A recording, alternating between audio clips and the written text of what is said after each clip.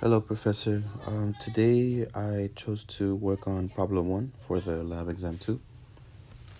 So, for the first question, you're asking us to work on to try to find the actual formula for diphosphorus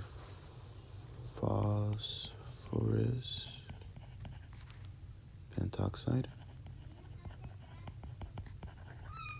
Now, for this nomenclature, it's pretty simple, as the rules are just we just have to follow one general rule for it. As you can see on the picture on the left, it shows us the table for the number and the prefix that follows it. So for one it's mono, two it's di,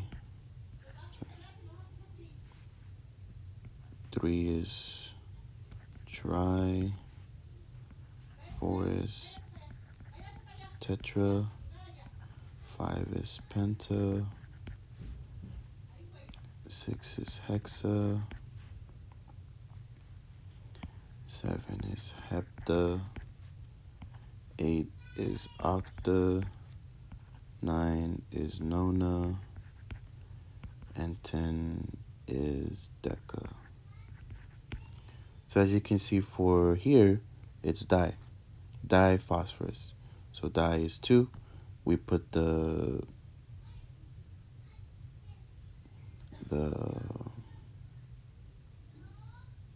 I guess the prefix of the name of the formula for phosphorus, which would be P2.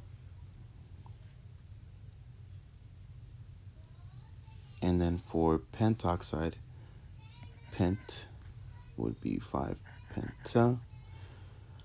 And I'll explain why it's not pentaoxide right now in a few moments, but let me just write down the formula, which would be O5. Now see, if I would have written it as like this, pentaoxide, there's a rule. If it's AO,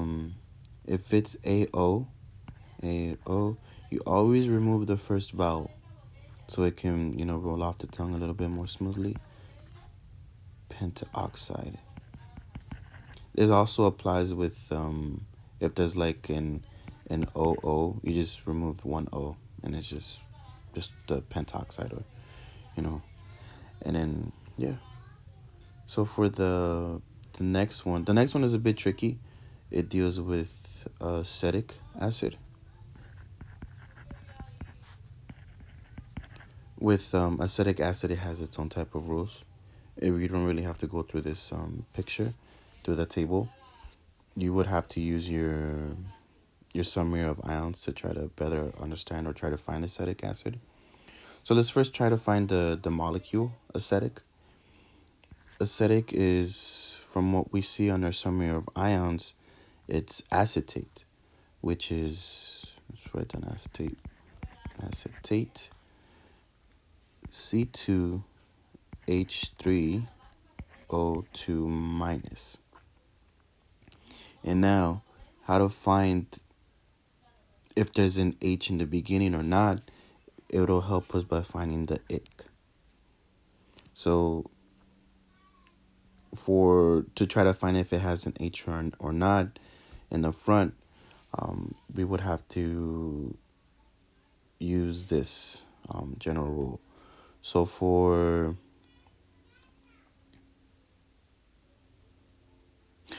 all acetic acids have an H in front. Let me just write that down.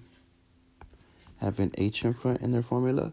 I'm saying if it has an H on like the front, like hydroacetic. We will use these rules right now. So for ide, it's ick, and for ide, that's where it gives you the name of H in front. So an example of an actual acid that has a hydro in front would be hydrocyanic acid. And as for ite, if there was an ite in the end, but there isn't, like here, it would be us. Another example would be nitrous acid. Because nitrite, let's give it an example. NO2 minus is nitrite. Nitrite, if trying to turn into an acid, will turn into nitrous. And then lastly, for 8,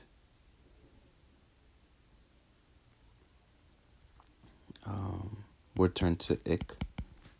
An example would be, let's give a HNO3. NO3 is nitrate, and you know how all H's in front of a formula is always an acid, and so it would be nitric acid. Ick came from here. So for our example, acetate, we see that there was never a hydro in the name. So that helps us remove where it came from here. Oh, sorry. We know where it didn't come from here, and it didn't come from here because austenite is not an acidic. It came from the ick for the 8 because acetic comes from acetate, which is C2H3O2, and then turn into the acid, we just put the H in front. So the answer for that one would be, as I put up top, is HC2H3O2. And then for chromium 3 oxalate,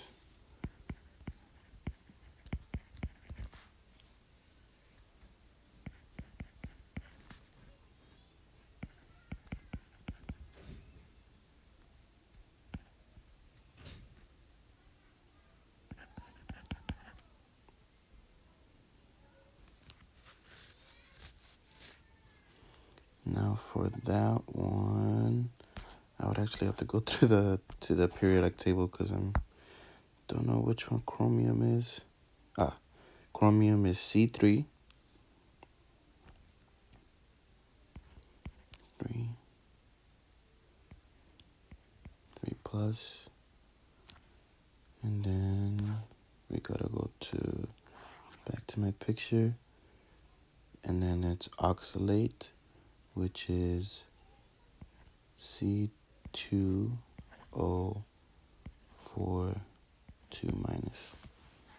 Now for the chromium, as you can see, there's some Roman numerals here that mean just number 3, and what that means for anything that has a Roman numeral in a formula, it's just its oxidation state. Oxidation state is this, the 3 plus, the number of valence electrons it's willing to give. Well, in this instance, chromium would rather give chromium 3, and for oxygen it has a 2 minus, which would rather it would rather take, and as for chromium, it would rather give. So that's why it's a 3 plus and a 2 minus. And that's how you get chromium oxalate. I think I explained everything. That should be it. Thank you, Professor.